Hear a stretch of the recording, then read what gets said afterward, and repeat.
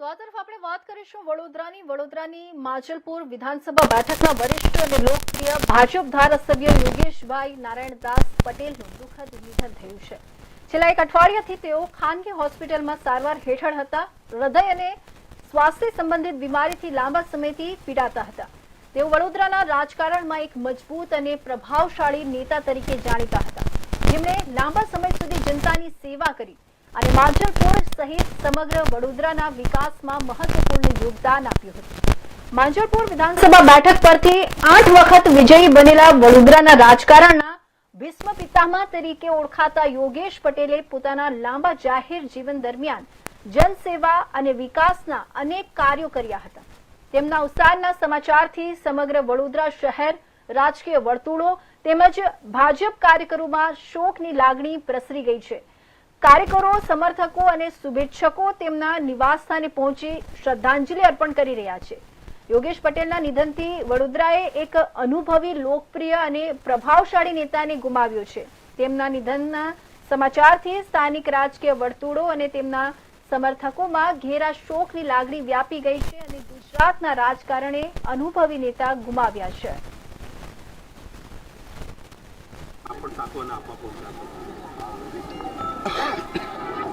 આજે યોગેશભાઈ પટેલ તેનું દુઃખદ નિધન થયું છે અને અમારા સિનિયર મોસ્ટ નેતા ગણાતા અને સાથે મારા માટે તો એક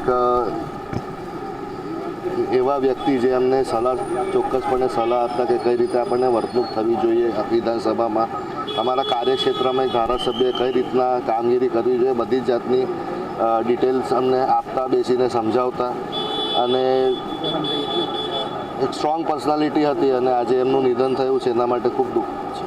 કયો સૌથી મોટો ગુણ છે એમનો જે આજના નેતા તરીકે સિદ્ધ છે? જો ધર્મ સાથે રાજનીતિ અને દરેક વસ્તુને ભેગી કરી અને એક ડિલિવરી તમને જે આપે પ્રજાને, એ ધર્મને પણ સાથે રાખે, તમને પ્રોપર એક પોલિટિકલ પ્લેટફોર્મ પણ અપાવે, સાથે લોકોના કામ સાથે લોકો સાથે ડાયરેક્ટલી જોડાયેલા, એવું એમનું વ્યક્તિત્વ હતું। આજ રોજ માંજલપુર વિધાનસભાના ધારાસભ્ય શ્રી જેઓ આખા ગુજરાતના સૌથી સિનિયર મોસ્ટ ધારાસભ્ય, સતત 8 ટર્મથી ચૂંટણી લડતા એવા અને જીતતા એવા શ્રી યોગેશભાઈ પટેલનું દુઃખદ નિધન થયું છે। યોગેશભાઈ પટેલ એ ફક્ત એક રાજનેતા નહોતા, એક અજાતશત્રુ હતા અને તેની સાથે સાથે સમાજના તમામ અંગોને સાથે લઈને સામાજિક કામો હાથ ધરાતા હતા અને જે પ્રકારે તેઓ સમાજના લાગણી સાથે જોડાયેલા વિષયો લેતા હતા, એ જોતાં આખા ગુજરાતે ફક્ત સામાજિક નહીં, ફક્ત રાજનૈતિક નહીં, પરંતુ એક ધાર્મિક નેતા પણ ગુમાવ્યો છે। હા, આજે અમે બધા આવ્યા છીએ, બધા વડોદરાના બધા રહેવાસી બધા જ અહીંયા છીએ, કેમ કે જે દુઃખદ સમાચાર અમે જાણ્યા છીએ એને એટલા માટે બધા ભેગા થયા છીએ। અને યોગેશ કાકા એટલે આપણા ધારાસભ્ય જે 8 ટર્મથી જ હતા, એમને ઘણું બધું એવું આપણા દેશ વિસ્તાર માટે, શહેર માટે કર્યું છે અને ઘણા બધા એવા કાર્યો કર્યા છે। એમના પાસેથી ખરેખર ખૂબ પ્રેરણા લેવા જેવી છે અને જે અત્યારે આપણી વચ્ચે નથી, જે ગાઈડલાઈન આપણી પાસે, તો એમનું જે ગાઈડલાઈન અમને કરી શકતા હતા, અમારા માટે એ નવું હતું અને અમે એમની પાસે ખરેખર ખૂબ અમે ગાઈડલાઈન લેવી હતી। અત્યારે અમારા આપણા વચ્ચે નથી, તો ખરેખર ખૂબ દુઃખ થઈ રહ્યું છે અને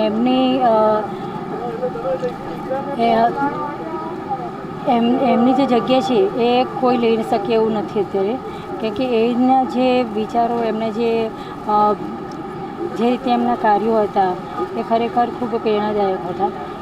તો હવે આપણી વચ્ચે નથી, તો ખૂબ દુઃખનું અત્યારે દુઃખ થઈ રહ્યું છે અને પ્રભુ એમના આત્માને શાંતિ આપે।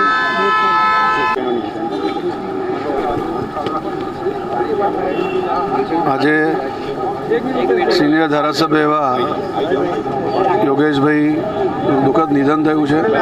ભારતીય જનતા પાર્ટી પરિવારને ખૂબ મોટી ખોટ પડી છે।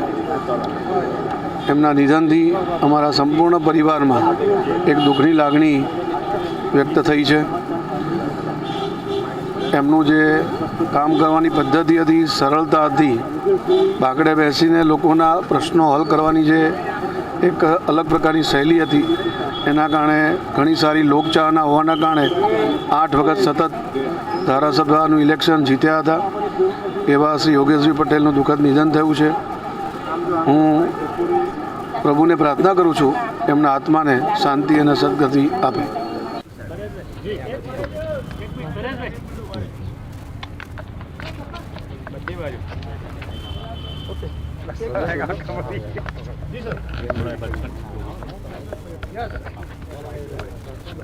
વડોદરા શહેરના વરિષ્ઠ ધારાસભ્ય શ્રી યોગેશભાઈ પટેલનું આજે નિધન થયું છે. વડોદરા જિલ્લાના અને શહેરના વિકાસ માટે તેઓ દાયકાઓથી સતત સક્રિય હતા. તેમણે જિલ્લાના વિકાસ માટે અને શહેરના વિકાસ માટે સતત વિધાનસભામાં પ્રશ્નો ઉઠાવ્યા છે, જિલ્લા કક્ષાએ પણ પ્રશ્નો ઉઠાવ્યા છે, સતત વહીવટીતંત્રને માર્ગદર્શન પણ આપતા રહ્યા છે. તેઓનું સતત માર્ગદર્શન અને સહયોગ અમને મળતો રહ્યો હતો. આજે તેમના નિધનના સમાચારથી ખૂબ શોકાતુર થયા છે. ભગવાન તેમના પરિવારજનોને, તેમના સમર્થકોને આ દુઃખની ઘડીમાં એમને સાંત્વના આપે અને સમર્થન આપે તેવી પ્રભુને પ્રાર્થના કરું છું. સાથોસાથ યોગેશભાઈ પટેલ લગભગ 8 ટર્મથી વિધાનસભાના સદસ્ય હતા.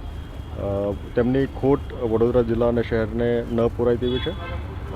પ્રભુ તેમના આત્માને સદગતિ આપે તેવી પ્રાર્થના કરું છું. વડોદરાના જાહેર જીવનમાં યુવાવસ્થાથી અમે બધા સાથે મળીને કામ કરતા આવ્યા છે. યોગેશભાઈ અમારા પરમ મિત્ર હતા અને સામાન્ય માણસોના એ નેતા અને હંમેશા સામાન્ય વ્યક્તિઓના, સામાન્ય સમાજના, ગરીબ સમાજ માટેના પ્રશ્નોને લઈને હંમેશા એ લડત આપતા એક જુજારુ નેતા હતા. આવો નેતા ફરી મળશે કે કેમ, મને એ માટે આપણે રાહ જોવી પડશે એવું લાગે છે. પણ એમને સર સયાજીરાવ પછી વડોદરાને સુવર્ણગીરી શિવજીની પ્રતિમા ભેટ આપી. એ કાયમની યાદગીરી વડોદરાના સીમાચંદ્ર સુસાગર તળાવમાં આ રીતે આપી છે. શિવજીના સવારી જેવા ધાર્મિક કાર્યક્રમો પણ એમને આપ્યા અને હિન્દુ જગતને આંદોલિત કરવામાં પણ એમનો ખૂબ મોટો હિસ્સો છે. આવું વ્યક્તિત્વ ફરી ક્યારે મળશે ભગવાનના ભરોસે આપણે છોડી દેવું જોઈએ. પરંતુ એમને કરેલા કાર્યોને આજના યુવા વર્ગ એ જ રીતે આગળ વધારે એ જ એમની સાચી સંદર્ભ છે. આજની નેતાગીરીએ કયો ગુણ શીખવા જેવો છે આજની નેતાગીરીએ કયો ગુણ યોગેશભાઈ જોડે શીખવા જેવો? યોગેશની ટોલે કોઈ ના હોય. એ ધડક જે બોલવું હોય તો બોલી જ નાખવાનું, કોઈ હાડાબારી નહીં. આ હોવું જોઈએ, જાહેર જીવનમાં હોવું જોઈએ. અમે બધા શિસ્તને બંધાયેલા બોલી શકતા નથી, પણ એ માણસ ઓપનલી બોલી શકતો હતો. આ એની ખુદદારી. એમની સાથે તમારી કોઈ યાદગાર પર કે આજે પણ યાદ છે? બધી બહુ યાદો છે, પણ એને કઈ ભણાવવા બેસે. આ શિવજીની પ્રતિભા દાખલ કરવા થઈને પણ અમે બધા ઓરિસ્સા, કલકત્તા બધા પ્રદેશોમાં ફર્યા છે. એટલે અમે જે વિચાર આવે એને અમલમાં મૂકવાની તૈયારી યોગેશ પટેલની કાયમ રહેતી હતી. આ એક સામૂહિક વિચાર હતો કે સુસાગરમાં વચ્ચોવચ્ચ આપણે શિવજીની પ્રતિમાનું સ્થાપન કરવું. એ શિવ ભક્ત હતા એટલે તરત એ ઇસ્યુ ઉઠાવી લીધો અને ભવ્ય મૂર્તિનું વડોદરાના દર્શન આપ્યું. વડોદરાનો ભક્તિમય માહોલ ઊભો કરનારા એ એક જ નેતા હતા માણસ. વડોદરાનો ભક્તિમય માહોલ ઊભો કરનારા એક એવા જ નેતા હતા, એક જ નેતા હતા.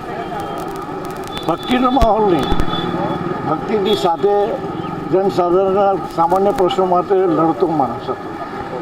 એટલે યોગેશ પટેલને આ રીતે જોવાનો હોય, જન સામાન્યના પ્રશ્નો માટે હંમેશા લડત આપતો માણસ હતો.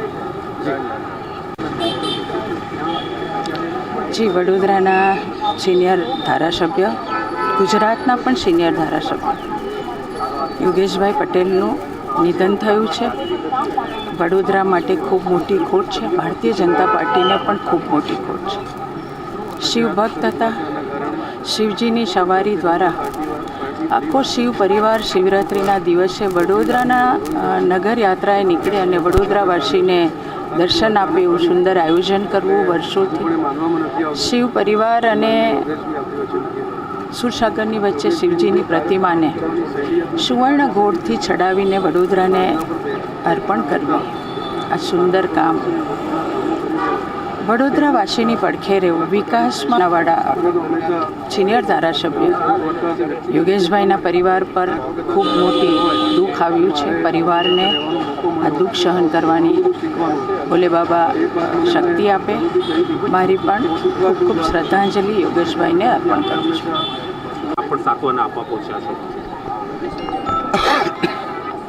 આજે યોગેશભાઈ પટેલ તેમનું દુઃખદ નિધન થયું છે અને અમારા સિનિયર મોસ્ટ નેતા ગણાતા અને સાથે મારા માટે તો એક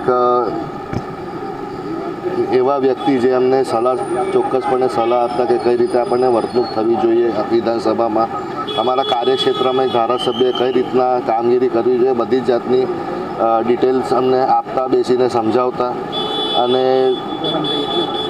એક સ્ટ્રોંગ પર્સનાલિટી હતી અને આજે એમનું નિધન થયું છે એના માટે ખૂબ દુઃખ છે. કયો સૌથી મોટો ગુણ છે એમનો જે આજના નેતા તરીકે સિદ્ધો છે? જો ધર્મ સાથે રાજનીતિ અને દરેક વસ્તુને ભેગી કરી અને એક ડિલિવરી તમને જે આપે પ્રજાને, એ ધર્મને પણ સાથે રાખે, તમને પ્રોપર એક પોલિટિકલ પ્લેટફોર્મ પણ અપાવે, સાથે લોકોના કામ સાથે લોકો સાથે ડાયરેક્ટલી જોડાયેલા, એવું એમનું વ્યક્તિત્વ હતું.